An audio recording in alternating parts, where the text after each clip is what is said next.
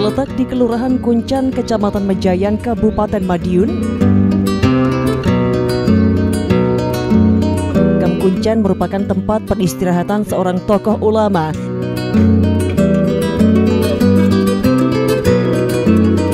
Kiai Haji Anom Besari yang berperan penting dalam sejarah penyebaran Islam di wilayah Caruban dan Madiun.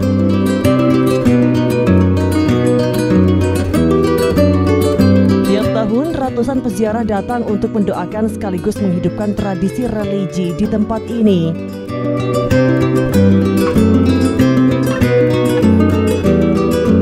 Ibnu selaku pengelola makam menyebut peziarah biasanya melakukan berbagai ritual seperti tawasul, doa bersama, dan tirakat.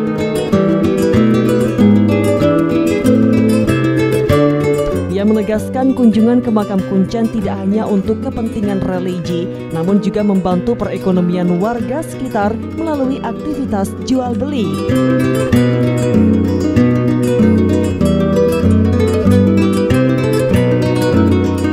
Pelaku UMKM, penjual bunga tabur dan pelayanan jasa antar jemput peziarah yang tumbuh di area tersebut.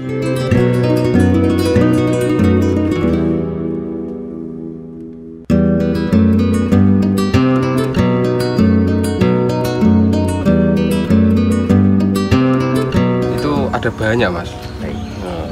Yang paling masyhur itu biasanya yang paling masyhur adalah Mbah Anom Besari, Ki Ageng Anom Besari, atau bisa dikenal Ki Ageng Gerabahan, Raden Edhokusumo. Itu namanya, jadi ada tiga, Ki Ageng Anom Besari, Raden Gerabahan, dan Raden Edhokusumo. Itu Raden Edhokusumo itu nama dari Kerajaan Majapahit.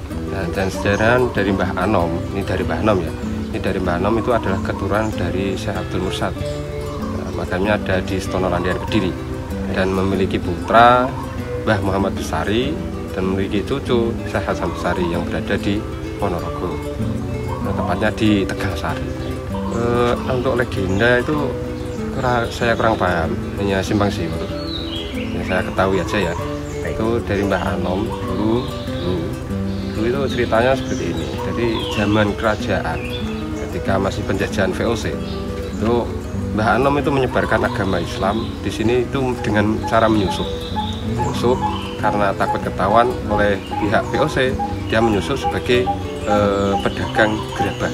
Hingga akhirnya di sini terkenal juga sebagai Ki Ageng Gerabahan.